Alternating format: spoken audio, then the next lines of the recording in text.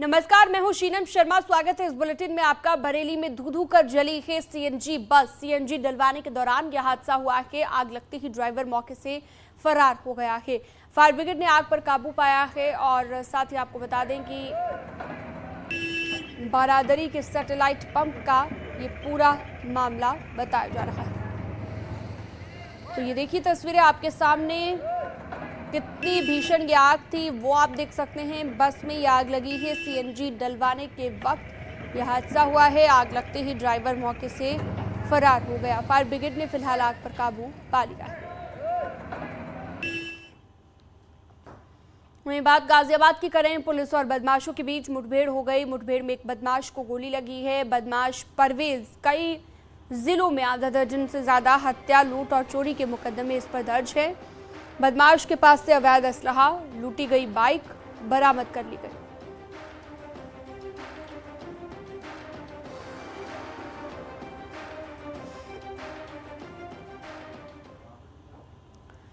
सीतापुर में पुलिस ने 7 बच्चों को रिहा कराया है। रोडवेज बस में इन बच्चों को बाल मजदूरी के लिए ले जाया जा रहा था और सभी बच्चों को चाइल्ड लाइन के सुपुर्द कर दिया गया है। बताया जा रहा है कि सभी बच्चे झारखंड के पलामू और चतरा जिले के रहने वाले हैं।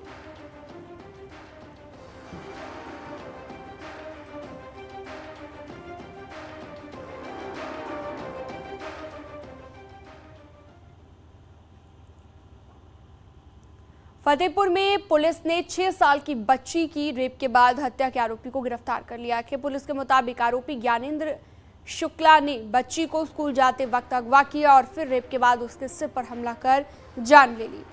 वारदात को अंजाम देने के बाद उसने शव को बोरे में रखकर एक खंडहर में फेंक दिया। उसके ऊपर पहले भी हत्या का मामला दर्ज है। तत्काल जो है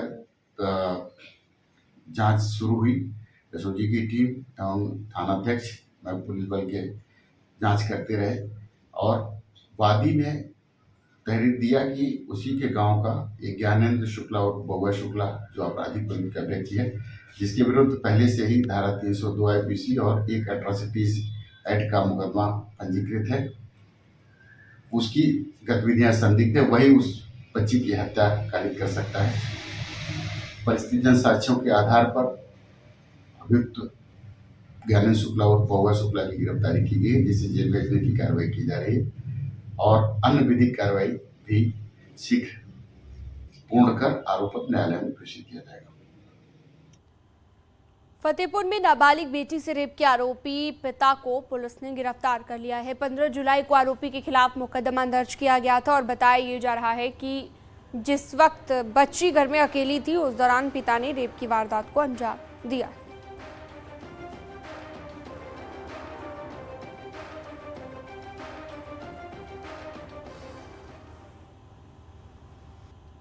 अमरोहा में रोडवेज बस की टक्कर से बाइक सवार 2 कांवड़ियों की मौत हो गई। इसके बाद गुस्साए कांवड़ियों ने बस में तोड़फोड़ की। डिंडौली के नेशनल हाईवे 9 पर यह हादसा सामने आया है।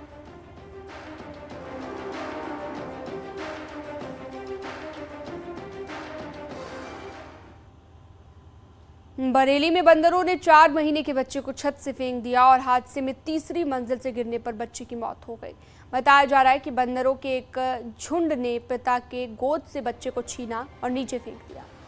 शाही थाना क्षेत्र के दुनका गांव की ये घटना बता रहे हैं। लाइट न आने के कारण मैं अपने बच्चे को गर्मी की वजह से छत पे लेके गया। जब मैं छत पे गया तो कोई भी बंदर वहाँ नहीं था। अचानक से 4-5 बंदरों का झुंड आया और उसने मुझ पर हमला कर दिया, जिसकी वजह से मेरा बच्चा उन्होंने मेरी गोद से छीन लिया और जब मैंने उसे छुड़ाने की कोशिश की तो उसने छत से नीचे उसे फेंक दिया, जिसके कारण उसकी मौत हो गई। तो देखा आपने किस तरह से एक छोटे से बच्चे को पिता की गोद से ये बंदर छीनता है और उसके बाद मासूम को नीचे फेंक दिया जाता है। तो आप खुद अंदाज़ा लगाइए कि इलाके में बंदरों का आतंक कितना ज़्यादा बढ़ चुका है और बंदरों ने बच्चे को मार डाला। पिता की गोद से 4 महीने के बच्चे को छीना और उसे तीसरी मंजिल से नीचे फेंक दिया। जरा सोचिए उस पिता पर उस वक्त क्या गुजरी होगी क्योंकि बंदरों के आतंक को लेकर कई बार इस तरह की हम खबरें देखते हैं, लेकिन आप अंदाजा लगाइए कि तीसरी मंजिल से एक छोटे से बच्चे को, जो कि मात्र 4 महीने का बच्चा है, उसे तीसरी मंजिल से नीचे फेंक दिया जाता है। हालांकि बार बार प्रशासन की ओर से दावा किया जाता है कि जो भी इस तरह के खूंखार जानवर हैं, चाहे वो कुत्तों की बात हो, बंदरों की बात हो, उन्हें पकड़कर ले जाया जाएगा, लेकिन ऐसा होता नहीं है। हरीश हमारे साथ ज्यादा जानकारी के लिए जुड़ गए हैं। हरीश, एक छोटे से बच्चे की मौत हो जाती है बंदरों के आतंक की वजह से, क्या प्रशासन का इस ओर कोई ध्यान नहीं है और कितना आतंक इस इलाके में देखा जाता है बंदरों का? देखिए सीनम, ये पूरा मामला शाही के दुनका इलाके का पूरा मामला है और यहाँ पर अक्सर बंदरों का आतंक रहता है। छोटे बच्चों को लोग घर से निकलने नहीं देते हैं। कई बार लोगों ने शिकायत की है बंदरों को पकड़ने की, लेकिन कोई सुनवाई किसी स्तर पर नहीं होती। आज एक जो दर्दनाक घटना है वो सामने आई है। बंदरों के झुंड ने एक मासूम बच्चे को उसके पिता से छीन लिया और उसे पटक कर नीचे फेंक दिया। तीसरी मंजिल से गिरकर बच्चे की मौत हो गई है और उस मौत के बाद परिवार वालों में जो है कोहराम मचा हुआ है। लोग परेशान हैं, गांव के लोग भी दहशत में हैं और जिस घर में खुशियां मनाई गई थी 7 साल बाद, जिस घर में बच्चा पैदा हुआ और उस घर में खुशियों का माहौल था, और अब ऐसे में बच्चे की मौत हो जाने के बाद बिल्कुल हम समझ सकते हैं कि क्या उस पिता पर गुजर रही होगी। हरीश शर्मा, बहुत शुक्रिया, आपने ये तमाम जानकारी दी। पहाड़ी इलाकों में मूसलाधार बारिश से मैदानी इलाकों की नदियां उफान पर है। सहारनपुर के मिर्जापुर के बादशाही बाग की नदी में फिर से सैलाब आ गया है। इसका वीडियो सोशल मीडिया पर वायरल हो रहा है और बरसाती नदी में अचानक से सैलाब के चलते ग्रामीण नदी के किनारे फंस गए हैं। ग्रामीणों का जिला मुख्यालय से संपर्क कट गया है। आपको बता दें, जिला प्रशासन की तरफ से पहले ही उफनती नदी को लेकर अलर्ट घोषित किया गया था।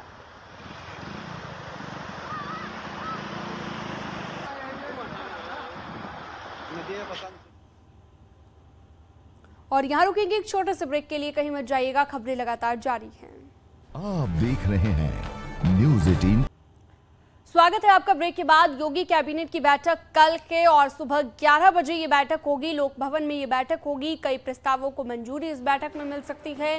कैबिनेट बैठक के बाद मंत्री परिषद की बैठक भी होगी। सुबह 11:30 बजे मंत्री परिषद की बैठक होगी। सीएम योगी आदित्यनाथ कई विभागों की समीक्षा भी इस बैठक के जरिए करेंगे। तो सुबह 11 बजे लोक भवन में ये बैठक होगी और कैबिनेट की बैठक के बाद मंत्री परिषद की भी बैठक होगी। तो बड़ी जानकारी, बड़ी खबर आपको बता रहे हैं। सीएम योगी आदित्यनाथ कई विभागों की समीक्षा भी इस बैठक के जरिए करेंगे और सुबह 11 बजे लोक भवन में ये बैठक होगी।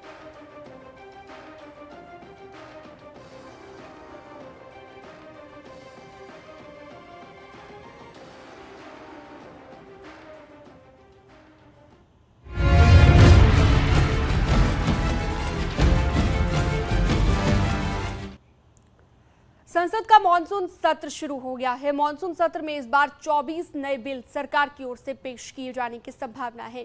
मॉनसून सत्र में विपक्ष के साथ सरकार की जोरदार बहस होने के भी आसार हैं और मॉनसून सत्र 18 जुलाई से शुरू होकर 12 अगस्त तक चलेगा। वहीं मॉनसून सत्र से पहले पीएम मोदी ने मीडिया से बात की और उन्होंने कहा कि सदन एक तीर्थ क्षेत्र है और संवाद का सक्षम माध्यम है। सदन में गंभीरता से चर्चा और विश्लेषण होना चाहिए। उन्होंने विपक्ष से सदन की गरिमा बनाए रखने की अपील की। तो दोपहर 2 बजे तक के लिए फिलहाल कार्यवाही स्थगित कर दी गई है। लोकसभा और राज्यसभा दोनों की तस्वीर हम आपको दिखा रखे हैं। राज्यसभा की कार्यवाही हालांकि जारी है, लेकिन लोकसभा की कार्यवाही स्थगित कर दी गई है 2 बजे तक के लिए। तो इस पूरे सत्र के दौरान उम्मीद ये है, संभावना ये है कि 24 बिल पेश किए जा सकते हैं और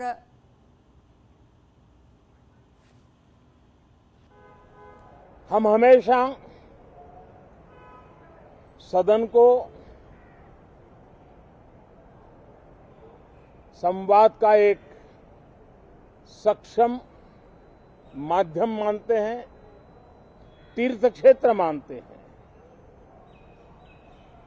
जहां खुले मन से संवाद हो, जरूरत पड़े तो वाद विवाद हो, आलोचना भी हो, बहुत उत्तम प्रकार का एनालिसिस करके चीजों का बारीकियों से विश्लेषण हो, ताकि नीति और निर्णयों में बहुत ही सकारात्मक योगदान हो सके। मैं सभी आदरणीय सांसदों से यही आग्रह करूंगा कि गहन चिंतन, गहन चर्चा, उत्तम चर्चा और सदन को हम जितना ज्यादा प्रोडक्टिव बना सके, सदन को जितना ज्यादा फ्रूटफुल बना सके, उसलिए सबका सहयोग हो और सबके प्रयास से ही लोकतंत्र चलता है, सबके प्रयास से ही सदन चलता है, सबके प्रयास से ही सदन उत्तम निर्णय करता है। तो देखा आपने, प्रधानमंत्री यहां पर शांति की अपील करते हुए नजर आए। वहीं लोकसभा की कार्यवाही शुरू होने से पहले नवनिर्वाचित सांसदों ने शपथ ली। आजमगढ़ सांसद दिनेश लाल निरहुआ और रामपुर से सांसद घनश्याम लोधी ने भी शपथ ग्रहण की है। तो देख सकते हैं, दिनेश लाल निरहुआ और घनश्याम लोधी दोनों सांसद जो लोकसभा उपचुनाव हुए, दोनों इस दौरान चुने गए थे और दोनों ने शपथ ग्रहण की है। तो हाल ही में लोकसभा उपचुनाव के दौरान दोनों अपने क्षेत्र से जीत कर आए और अब दोनों ने शपथ ग्रहण की है नवनिर्वाचित सांसदों ने। मैं भारत प्रभुता और अखंडता अक्षुण्ण रखूंगा तथा जिस पद को मैं ग्रहण करने वाला हूं उसके कर्तव्यों का श्रद्धापूर्वक तो कार्यवाही से पहले शपथ ग्रहण यहां पर की गई है। हालांकि आपकी जानकारी के लिए बता दें कि संसद का मॉनसून सत्र शुरू हो गया है। और चलिए ज्ञानवापी केस की बात करते हैं। सुप्रीम कोर्ट सुनवाई करेगा। 21 जुलाई को सुप्रीम कोर्ट में सुनवाई होगी। शिवलिंग के दर्शन पूजन की मांग यहां पर उठाई गई है और शिवलिंग के दर्शन पूजन की मांग 4 महिलाओं ने इसे लेकर याचिका दायर की है। 21 जुलाई को सुप्रीम कोर्ट में इस पूरे मामले को लेकर सुनवाई की जाएगी और इस याचिका को लेकर सुनवाई होगी। 4 महिलाओं ने इस याचिका को दायर किया है। तो बड़ी खबर, ज्ञानवापी केस से जुड़ी हुई। सुप्रीम कोर्ट सुनवाई करेगा। शिवलिंग के दर्शन पूजन की जो मांग है, जिसके लिए 4 महिलाओं ने याचिका दायर की है, इसी को लेकर सुनवाई होगी और 21 जुलाई को सुप्रीम कोर्ट सुनवाई करेगा।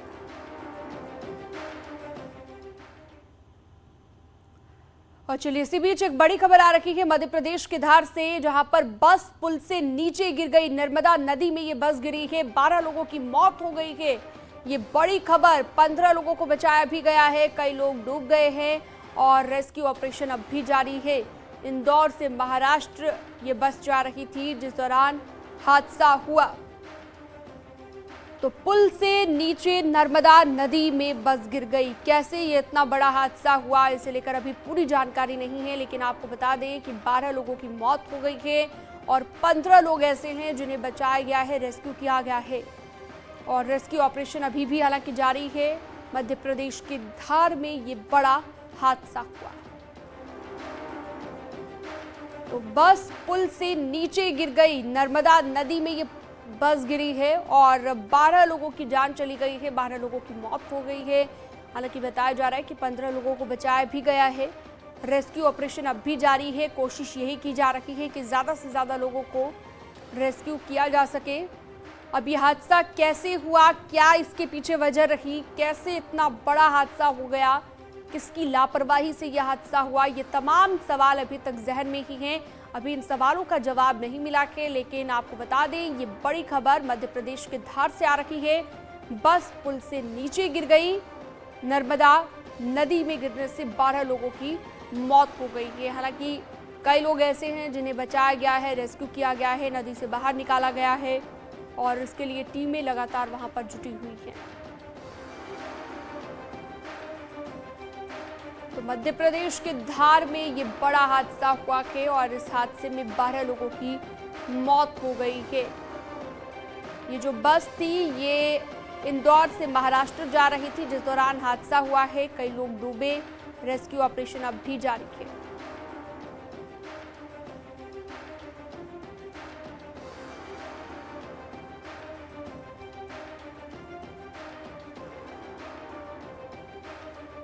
चलिए तस्वीरें भी आपको दिखा देते हैं, क्योंकि मध्य प्रदेश के धार में ये बड़ा हादसा हुआ है। नर्मदा नदी में एक बस गिर गई और ये देखिए सीधी तस्वीरें आपकी टीवी स्क्रीन पर आपको दिखा रहे हैं। 12 लोगों की मौत हो गई है, 15 लोगों को बचाया गया है, लेकिन अभी भी कोशिश जारी है। टीमें वहां पर पहुंच चुकी हैं रेस्क्यू के लिए और रेस्क्यू ऑपरेशन लगातार जारी है। और चलिए अब आपको कुछ तस्वीरें दिखाते हैं। गृह मंत्री अमित शाह राष्ट्रपति चुनाव के लिए वोट डालने पहुंचे हैं और ये देखिए तस्वीरें आपके सामने, वोट डालने के दौरान की ये तस्वीर। वोट कास्ट किया है गृह मंत्री अमित शाह ने। राष्ट्रपति चुनाव के लिए वोटिंग आज हो रही है, ऐसे में तमाम सांसद विधायक आज अपने मत का इस्तेमाल कर रहे हैं। राष्ट्रपति चुनाव के लिए ये वोटिंग है और ये अमित शाह वोट कास्ट करते हुए। और यहाँ रुकेंगे एक छोटे से ब्रेक के लिए।